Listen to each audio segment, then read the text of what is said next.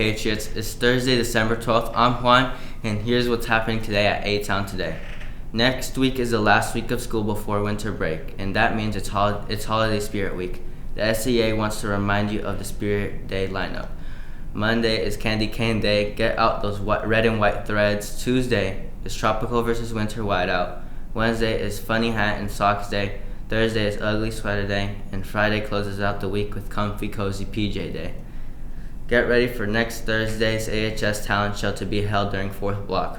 The show is intended for everyone, but in order to attend, you must have 0 out of school or in-school suspensions, no more than 3 tardies to school or class, or 0 cell phone violations between today and next Thursday. The talent show will showcase more than 20 musical and comedic acts over the course of 1 block and promises to be a great time. We all hope to see you there. Today we want to just share a couple of reminders about ways you can help our neighbors in need of this holiday season.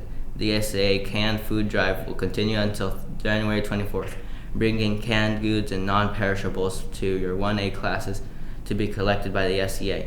The class with the most cans will score that Bodo's Bagels party. The fashion show reminds you to bring in your old winter coats, sweaters, hats, gloves, socks, and boots for the winter clothing drive. These items will be donated to area shelters to be distributed to those who need them. Bring your items to room 224 until December 20th. The person who brings the most stuff gets a tasty treat of their choice. It's nearly the halfway point of the year, and teachers and students alike are taking stock of how the new cell phone policy has been working out this year. William set out recently to get reactions from people of the school.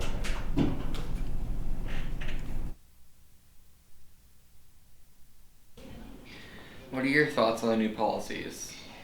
The new policy for cell phones, I think it's a great thing to start. We've definitely seen a huge shift. As administrators, when we walk through classrooms, we see a lot more students paying attention, interacting with one another, having conversations.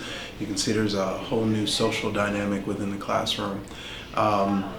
And our hope is that along with the good instruction that our teachers are providing, that it will result in students with higher grades, higher attainment of knowledge, better performance on end-of-year assessments, so forth and so on. There hasn't been very many hiccups, really. I think most people have done a really good job with it. So from the academic aspect, I think it's been great. Now when it comes to the day-to-day work aspect and, administrators having to go to every classroom and grab a phone, it's a bit tedious, but I will say my step count has increased substantially. Do you think they're working at all? I do. I maintain a pulse on a lot of students, and I've seen a positive impact in their performance in the classroom now that their phones are away. So the impact is seen. I'm impressed at the amount of support we get from parents. I know the teachers feel happier because impact isn't just grades, it's the overall feel of the classroom and the teachers' feeling of their ability to carry out their lessons, which they plan really hard for. I think it's been a positive impact across the board. So what are your thoughts on the new policies? So I think it's actually really good because it separates the learning environment from personal social time, and it also helps to improve focus in the classroom, and then gives you the motivation to get things done because you can't really have your phone out. Mm-hmm. But that also brings it into the fact that maybe we should be able to use our phones for homeroom and study halls, because then we're being held accountable for our own time. So there's some good aspects. Okay, then what are your thoughts on the proposed plan for January? I don't like it. I think in case of emergencies, we really should have our phones, and I'm also in a music class where we have to tune our instruments and we use our phones for that. So it's really important to be able to have our phones in some cases, especially because there are, family emergencies and everything that's going on. Yeah.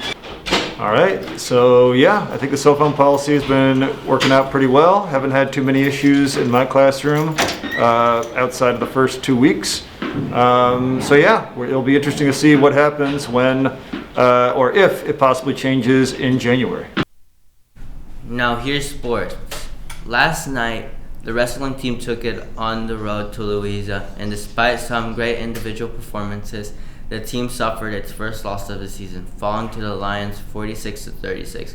We'll have more of the wrestling team tomorrow on the Patriots Sports Update.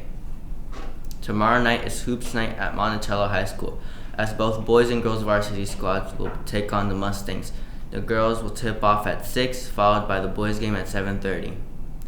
All JV and freshman basketball games will be played here at AHS tonight beginning at 6 p.m.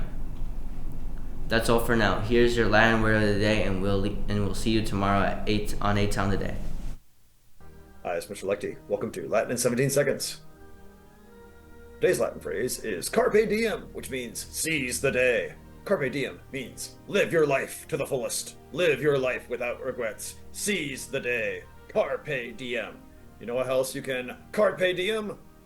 By taking Latin. Come by room 223 to learn more.